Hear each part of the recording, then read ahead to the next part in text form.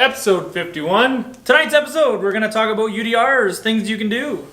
We're also going to talk about ET483.3 build. Yeah, and we're going to go over some giveaways as well. Check it out. Check it out.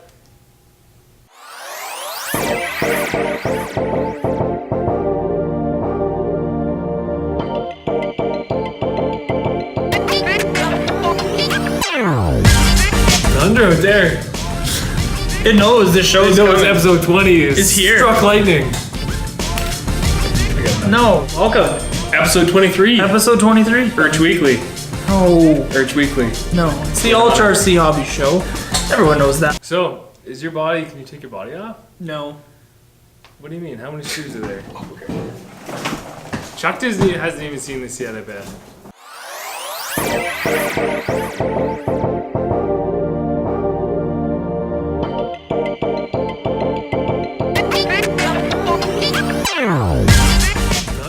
So, something about these two UDRs is different now. They know same? They're not same. What'd you do? Should we reveal? I got out the RIT clothing dye the other day, and I spent 5 hours tearing this truck apart to dye the dye the cage. Mine's great. Look at that. That's so fun. I know, eh? So I took the entire truck apart, took all the cage pieces apart, dyed them, and then when I put the truck back together, as you can see, I used a whole bunch of stainless screws. So she's a little bit spiffier looking now. So I got a question. Yeah. Want to do mine? Yeah.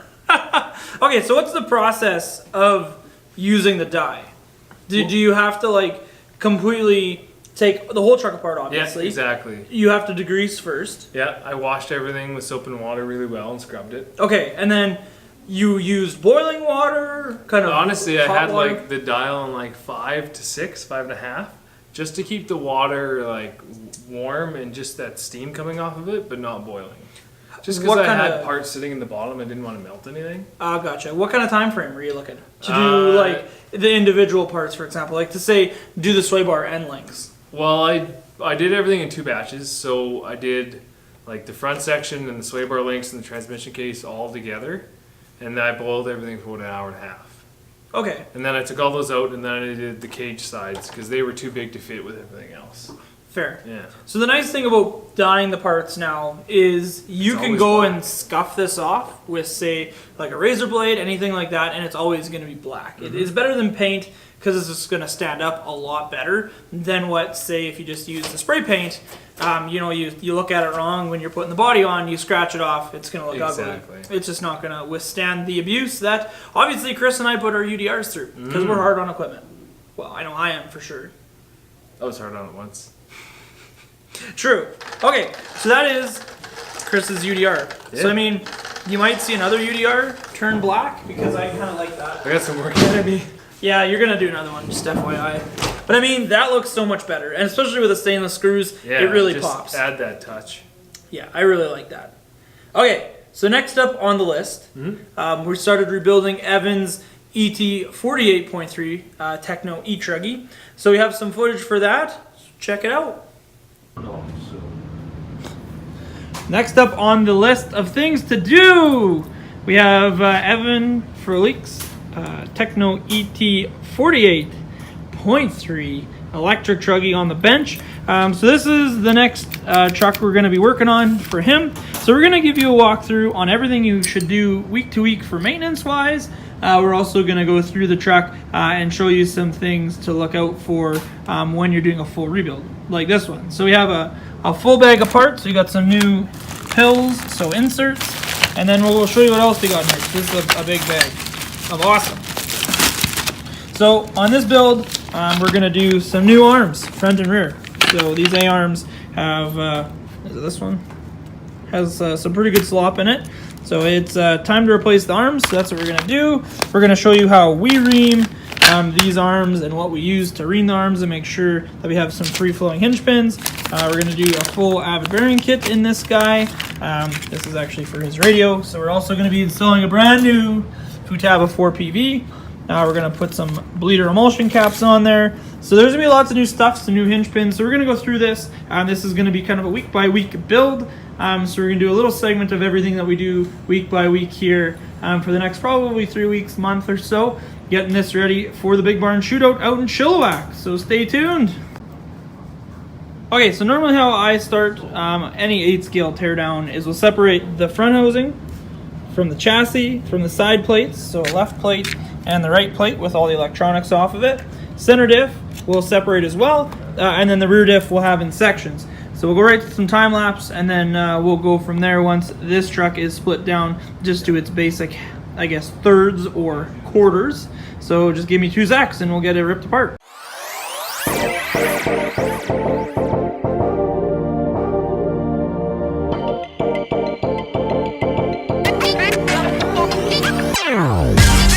Thunder out there. It knows this show is knows episode 20 is here. Struck lightning. No, welcome. Episode 23. Episode 23. Urge Weekly. Oh, Urge Weekly. no. It's the Ultra RC Hobby Show. So pro tip number 1. So when you're taking apart, like we have pretty much everything out here, but I want to touch on cleaning screws and the importance about cleaning the heads of your screws. So if you go up to Princess Auto, you can buy these nice little dental picks here. They're $2 or $3. Super nice. Usually you can get them in a set too. But what we actually use these for is not in our mouths. We're not digging around in our teeth. What we're actually going to use this for is cleaning these screws. So I have 2 screws left on this chassis, on the front bulkhead there. And the issue with these screws is you try and get a wrench in there, but you're only grabbing the top little bit of the head. So what we want to do is we want to take this handy dandy pick here and just clean all the dirt out of this screw.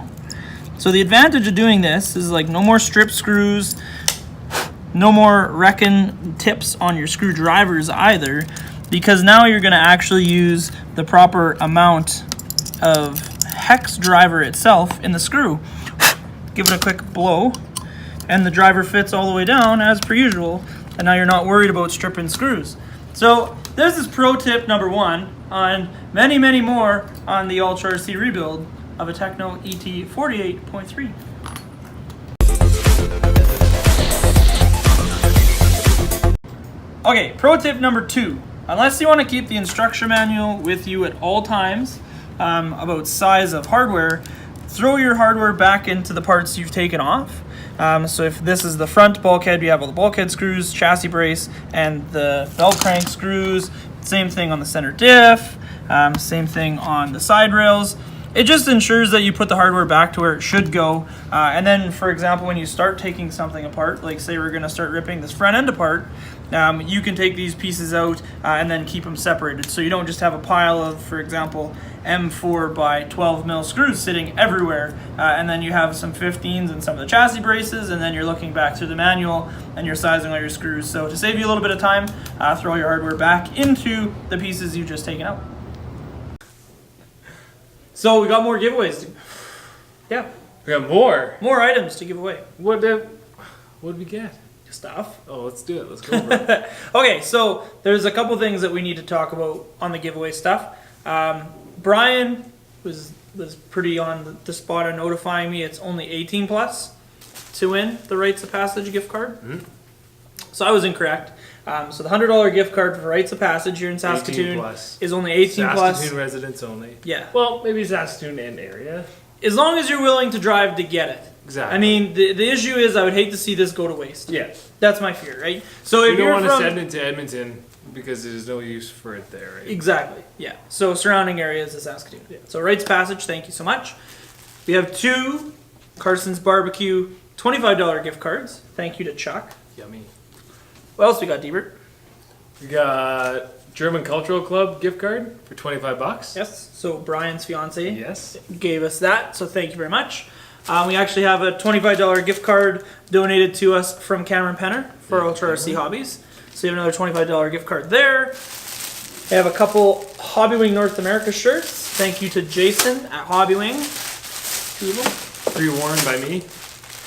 They smell like Diebert, so that must be worth something. We have 3 Power HD Servo shirts. Pre-worn by Aaron. We have a Tekno RC t-shirt. we have a Traxxas pre-runner. That's pretty deadly. I know, right? Yeah. I love the color. I showed my girlfriend and she's like, oh, I want to win that. It's so bright.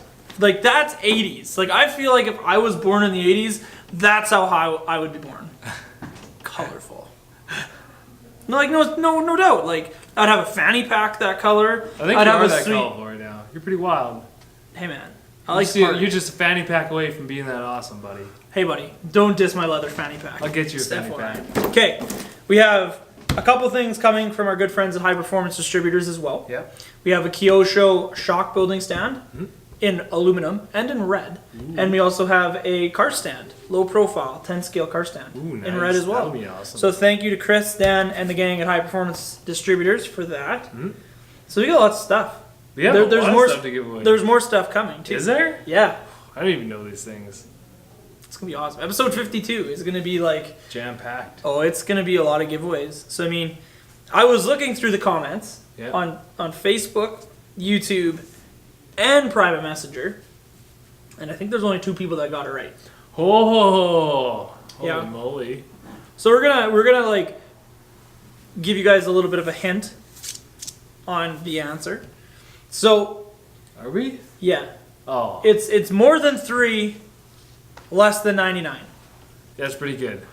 I mean, like hint. we if you can't like, get it from narrowed. that, I mean, like we narrowed your searching parameters. Yeah. So I mean, you're welcome. And I have more than Aaron. Correct. Yeah. Just so you know. Because I know people were like asking you a bunch of questions, but no one ever asked me on anything I had. And remember, it's not all here at the store, so you can't just come here and just start counting because it's incorrect. Exactly. FYI. So yeah. A few hidden gems. You're a gem. Anyway, that is episode 51. Thank you for watching. Make sure you like, comment, and subscribe. Don't forget to share with all your friends on Facebook. Don't forget to tune in to us Thursday nights on Facebook. We're doing a Facebook Live, Chris and I. So we go and do the Ultra RC Hobbies an hour after 5. Yeah. Or live an hour after 5. Yeah, live an hour after 5 or after hours, whatever you want to call it. So we start at 6 o'clock, and we kind of usually do it for about an hour. So come in, join us. Let's chat about RCs, personal stuff. Whatever you guys are into, that's what we're going to talk about. What are you into? Yeah. Let me know in the comments. Don't forget to follow him on Instagram, Snapchat, Facebook, RCDs, and did I say YouTube? Yeah, I'm on YouTube too. Yeah, RCDs. Yeah. He's kind of a big deal around these parts. Well, I'm something around these parts. I don't know if it's a big deal. Yeah. So make sure, again, just as a reminder, this will be your last episode to post out in the comments how many RCs do you think Chris and I own combined. The answer is not 29. Ooh, it's not 80, 82 either. So there's more hints. You're welcome. Yeah, and I used to have a boat. But I don't anymore. Okay. Just Sidewinder.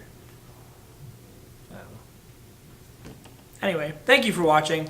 Don't forget to tune in to us on Thursdays as well. And yeah, we'll catch you on the next one, episode 52. We're going to give all this good stuff away. Or keep it for ourselves.